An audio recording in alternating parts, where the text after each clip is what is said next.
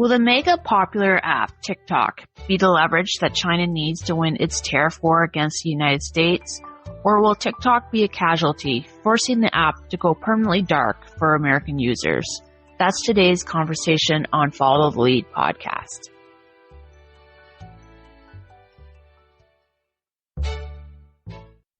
Hi, everyone. Welcome back to the podcast. I'm your host, Valerie McLaughlin. Today is April 6th, 2025, and today we are talking about the tariff war between the United States and China. On Friday, China struck back at the United States, levying 34% tariffs on American goods coming into their country. The tariffs come into effect April 10th. Chinese authorities also announced it was suspending imports of agricultural products from 6 American companies due to elevated levels of fungi, mold, and salmonella. These companies export sorghum, poultry meat, and bone meal. Along with filing a lawsuit with the World Trade Organization, China immediately limited exports of 7 types of rare earth minerals to the United States. These minerals are needed for technology, electronics, and defense industry purposes. China is the leading producer of these materials. President Donald Trump, who uses Truth Social to announce his policies, fired back at China on Friday, posting the following, quote, "China played it wrong. They panicked. The one thing they cannot afford to do," unquote. On Thursday, the president left for his private golf course in Florida, avoiding Washington as stock markets dropped for 2 days in a row.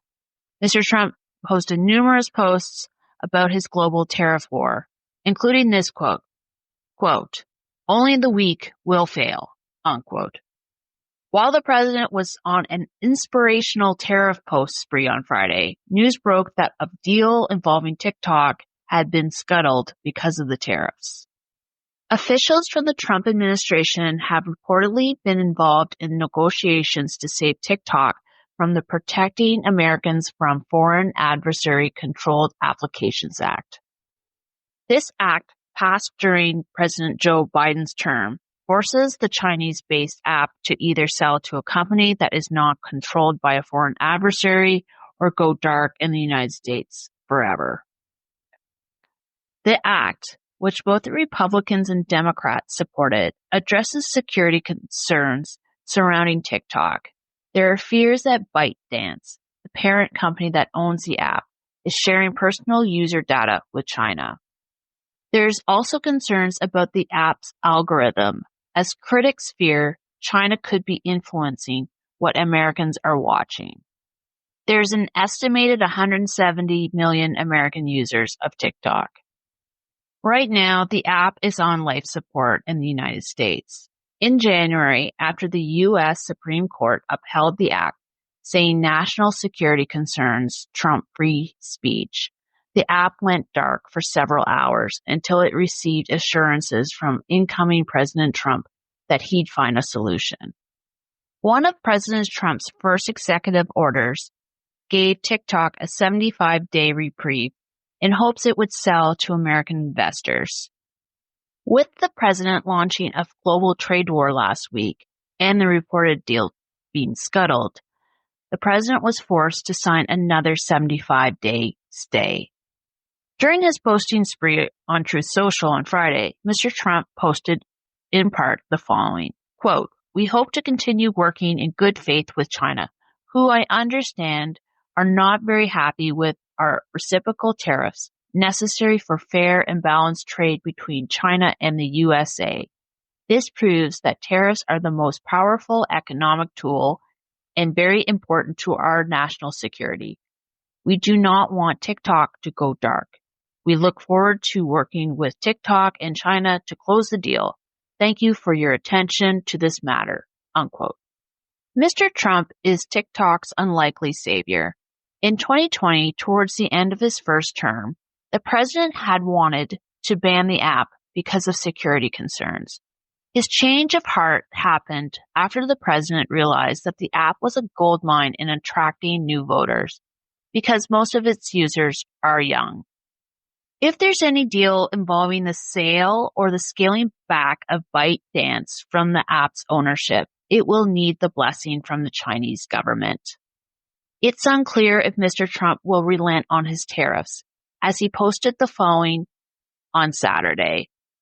Quote, China has been hit much harder than the USA, not even close. They and many other nations have treated us unsustainably badly. We have been the dumb and helpless whipping post, but not any longer, unquote. Other nations, like the United States, have similar concerns about TikTok. In November, the Canadian federal government ordered ByteDance to shut down its Canadian operations in Vancouver and Toronto. However, there's no clear timeline as to when these closures are to happen. Canada has already banned the app from all federal government-issued devices. Even though the federal government is leery of the app and has warned Canadians to be cautious when using TikTok, it seems like they don't have a problem with giving the company advertising dollars. According to the Ottawa Citizen recently, the government spent more than $1 million in advertising on TikTok in 2024, an 8% increase from the year before. Over in Europe, the European Union is in the midst of slapping a €500 million fine on ByteDance for sending user data to China, according to Bloomberg. The fine is to punish the company for violating European user privacy laws. Even though Canada and Europe share the same privacy concerns as its American counterparts, very few nations have outright banned the app.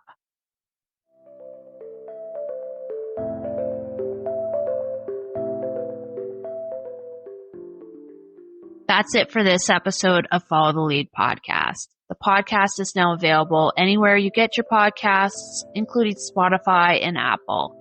We even have a YouTube channel as well as a Substack. Search for Follow the Lead podcast on those platforms and you'll find us. Thank you to everybody who listens. I'll see you on the next episode. Bye for now.